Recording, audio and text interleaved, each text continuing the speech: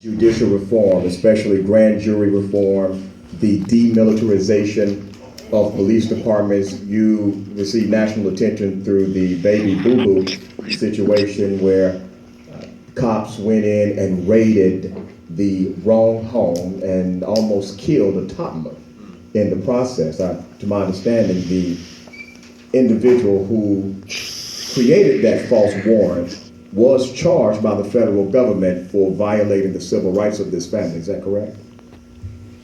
Yes. Also, well, she's charged with falsifying information to submit to the magistrate to obtain the warrant. The magistrate was the first one to move out of action, meaning he resigned. Then the case went before the grand jury, and it was returned to no bill, even though the grand jury, and I quote, said that the SWAT team's unit, and this is Habersham County, was sloppy. Their investigation was sloppy, hurried, rushed, and not in accordance to policy. But there were no charges. And we pushed big time. And yes, there is a fall guy or a fall lady. Her name is Nikki Archery. Even though Boomcom Pontsavan's face was literally blown open, his chest was blown open at 19 months old. His chest, you could literally see his rib cage. He will need surgery. This happened last May. He will need surgery until he is of age 20, twice a year. This case actually hit Dr. Phil, the doctors, Inside Edition, ABC's 2020, Russian TV, German TV, a lot of national news stations. Very proud about this because this case here deals with the fight against this case, deals with the demilitarization of police departments.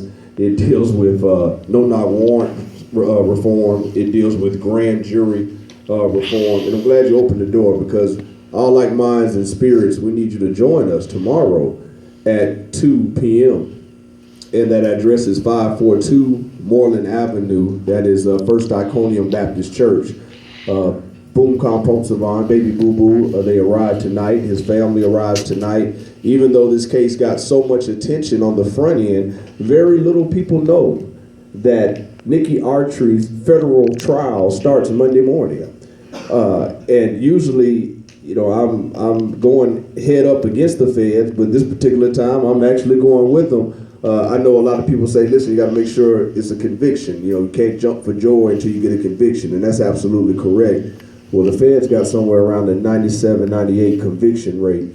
So I'm not, you know, serving any tea right now, but I think we're looking good. But she is still a fall person because there was an entire SWAT team that was a joint drug task force that a lot of people do not know actually got disbanded after we got on this case.